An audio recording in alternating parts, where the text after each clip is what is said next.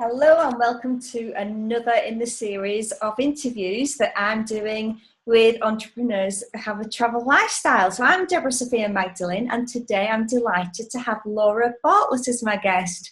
Laura, Hi. welcome. And you could start off by giving us an introduction to yourself, your lifestyle, what you're doing, and also how old you are, please. So like I say, I'm Laura Bartlett. I'm 30 years old and I'm the editor of House of Coco, which is a luxury travel magazine sold on the newsstands in London. Cool. So how old were you when you set up House of Coco? I was 23 when I started publishing magazines and working for myself, but House of Coco in its current form would be 3 years in September.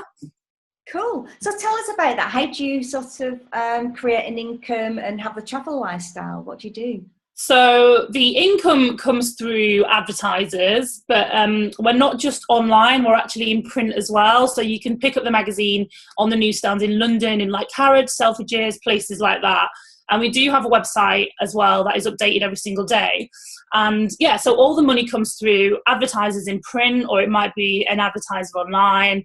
And we have quite a big social media following, so some people might just want to pay to be on our social media. So it's literally just generating money through contacts that we make through email. Most of our work is done via email. So we do have an office phone number. We very rarely answer it. And everything seems to be running fine just by email. So as long as we've got Wi-Fi, I'm just going to shut the blind. Horrible lighting. Everything, as long as we have Wi-Fi, like we can do what we need to do. So what was it that inspired you to set up House of Coco? So I previously had a magazine that I'd kind of gone tits up, and that was a fashion magazine, and I'd fallen out of love with fashion. I didn't feel like it was taking me anywhere new or exciting, and I just felt, given that I'm targeting millennials, all we want to do is travel and see the world, so it kind of just made sense to launch a travel magazine. Plus, there's much more money in the industry as well. So do you get your travel for free, or how does it work? So yeah, we will be invited by, for example, Barbados Tourism Board will pay for our flights and fly us out there. I say we because I actually have a team of writers now all around the world. There's 25 contributors who contribute to the magazine and then obviously get to travel as well. So Barbados Tourism will pay for the flights, they will arrange an itinerary, and they'll plan loads of different things for us to do whilst we're there. So it might be, dining out in different restaurants or it's basically just getting paid to do lots and lots of fun stuff. So sometimes it's paid, sometimes it's kind of a contra deal where they will pay for everything on the basis that we will write about it. And then other times we will just be paid to write about somewhere. So there's different kind of ways you can work. What a great way to see the world. Yeah, it's crazy. I think I was trying to add up because I did actually have a list, which I seem to have lost. And I think in the last coming up to 3 years, I've been abroad 42 times, which is crazy. Wow. So you've got contributors all over the world. Are you looking for new contributors?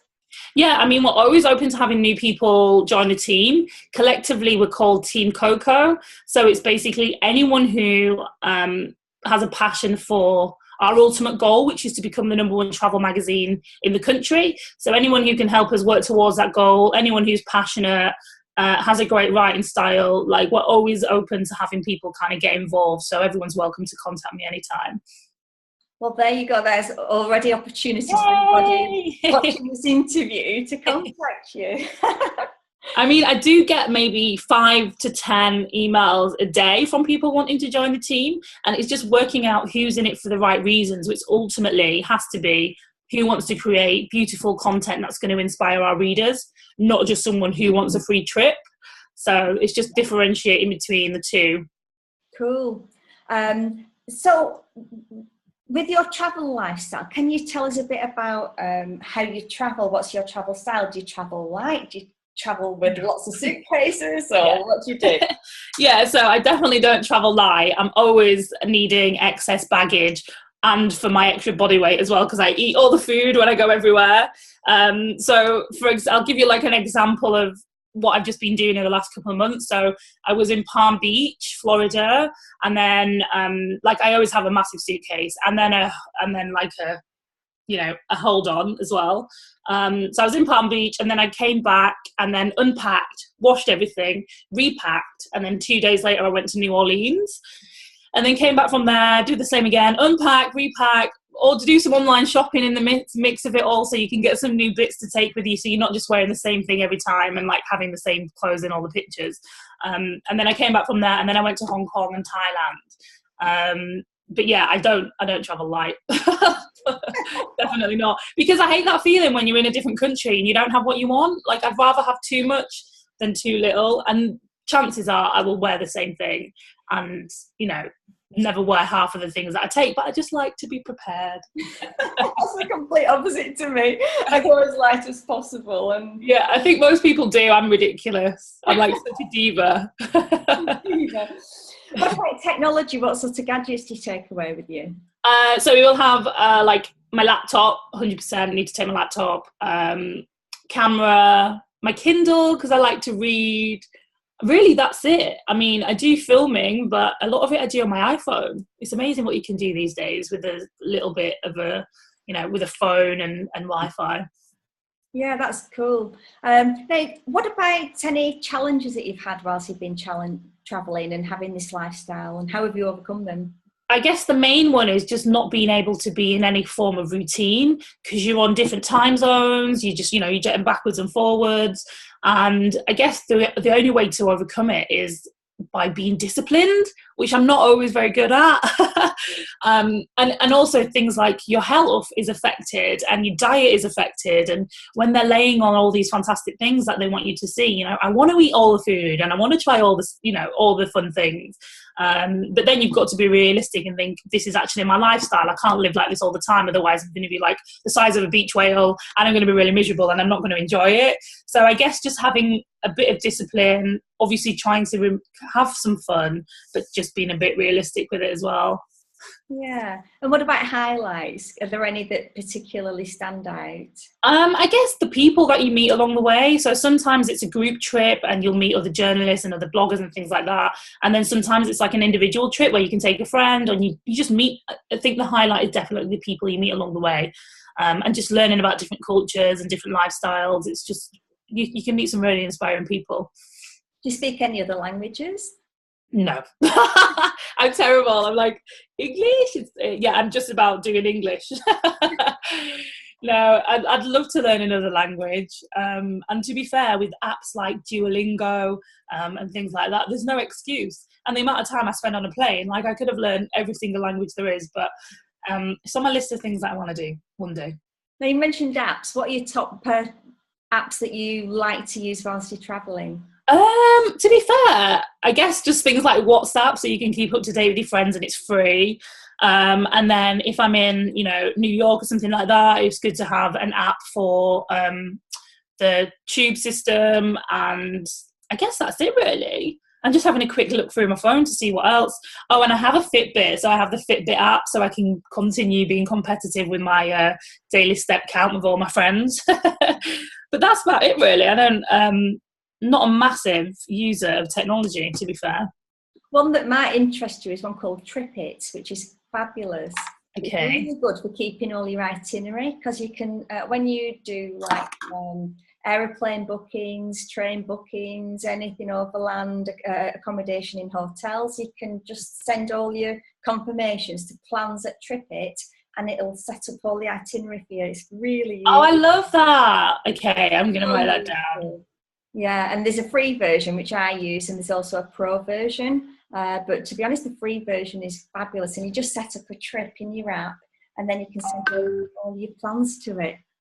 Oh, I love that. That sounds good. Okay, I'm going to check it out. Thank you. Yeah, my pleasure. What are your top tips for anybody who's thinking of having a travel lifestyle? I think just be realistic, like, on social media, everything looks amazing and fun. And obviously you just seeing the beautiful picture on the beach or, the gorgeous meal whilst the sun's setting in the background in Santorini or whatever. But the reality is, delayed flights and missing luggage and all these still actually first world problems that will occur along the way. And I guess it's just about being prepared for, not for everything not to always run smoothly. Just plan ahead, do your research, make sure when you know where you're staying, research the local area so you don't miss out on little hidden gems. I guess just being sensible, really, and planning ahead. How do you research the areas? What do you use to research? Google.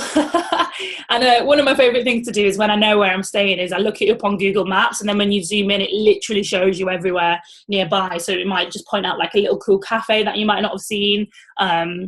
And also speaking with the tourism board always helps when you're going to go to a new place.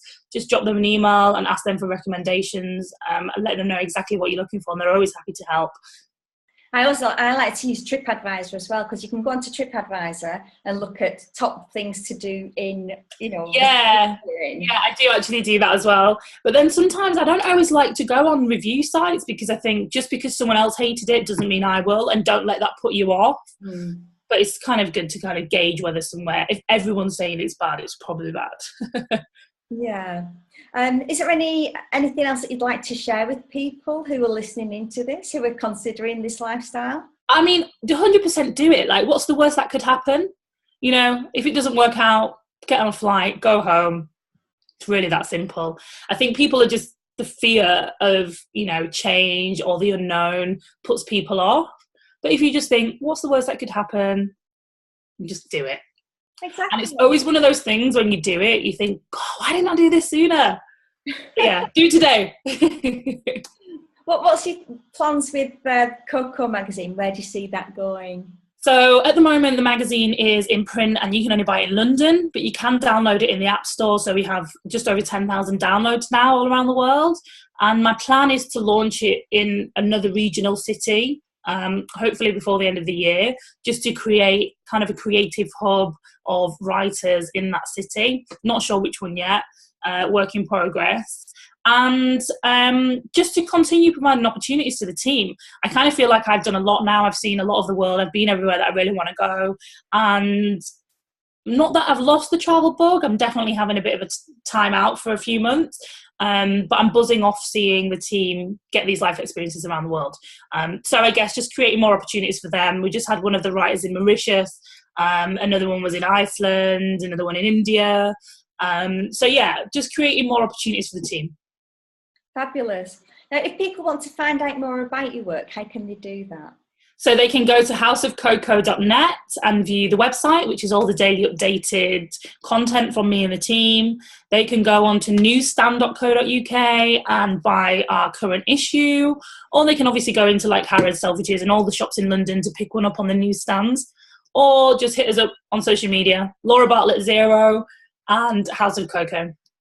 That's House_of_Coco on Twitter and Instagram. Before we finish, Laura, how do you, like when you're back in the UK between gigs, where do you live, and have you always lived there? Yeah, so I was living with my parents up until a couple of months ago, and now I just have my new sparkly apartment where I've just set up my home office. I think you saw the picture of it.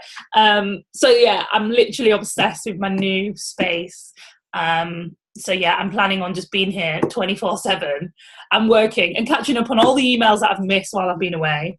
And yeah, I'm looking forward to having a bit more of a permanent space. Yeah, I think that helps. Like in between, if you've got a base to come back to, that can be really helpful for people. Because I mean, most of the ladies that I've been talking to don't have a permanent base, or they're living in one country and going to another country, or they're completely have got the nomad lifestyle. Crazy. So it's great to actually speak with you, because you're doing it the other way. You've got a permanent base now, and then you're going away as part of your work and experiencing travel through that. It just basically means I have the best of both worlds. Like, I can go and see the world, and then I can come back, and then I can go again, and I can come back. I'm definitely not brave enough to do the full-on nomadic experience, but like, hats off to anyone who does. I think I pack far too many things to live like that. Well, I'm running a retreat in Glastonbury in September this year. Oh, nice. 2017, for ladies who want to have that nomadic lifestyle. And to make money whilst they're actually travelling, because a lot of people are held back by fear.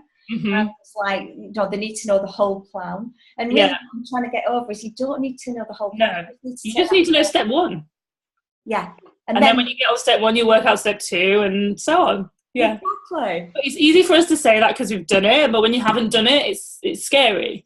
Like there's that quote that you see all the time, you don't need to see the whole staircase to start the stairs or something. Like you just need to take the first step. Have you had any fears as part of your journey? I mean, it would be bad to say no, but no. I'm not very fearful. I'm very much like, just get on with it. You know, we're not saving lives here. We're just trying to, you know, do something fun. What's the worst that could happen? Just get on with it and do it. And, you know, I've had failures along the way. I was on Dragonstone a few years ago and was completely humiliated in front of millions of people and had to go through the fact that people watched that. And then my first company failed. But you just pick yourself up and start again. Like, it's fine. What have you learnt about yourself in the process of your journey? I think it is that I just don't give up. So don't take no for an answer. We'll always work out a way to do what I want to do. Yeah, I think I'm much more resilient than I probably gave myself credit for. Well done. You know, it's so inspiring to hear that. And I didn't know you've been on Dragonstone. They're really tough on there. They're horrible, especially Peter Jones. He completely annihilated me, but it's all part of the story. Well done. That's the thing. Thank you. That's the thing as well along the journey when people fail and all that kind of thing. They're just working towards creating the story. Like, you know, all our lives are built around stories that we tell and how we share our experiences, and everything is just part of the story. So. And what I believe is that we create our own story. 100%. We can write it ourselves and we can actually decide what we want to happen. Yeah, exactly. I completely agree. Yeah. So if you're listening into this, ladies, right, just think about what story do you want to create for yourselves, and don't let anybody else tell you that you can't achieve anything, because you can achieve anything that you put your mind to. I second that. Thank you so much for having me. Thank you very much for your time, Laura, and good luck with your projects and your magazine. Thank you. Good luck with the retreat. Thank you, love. Bye, everybody.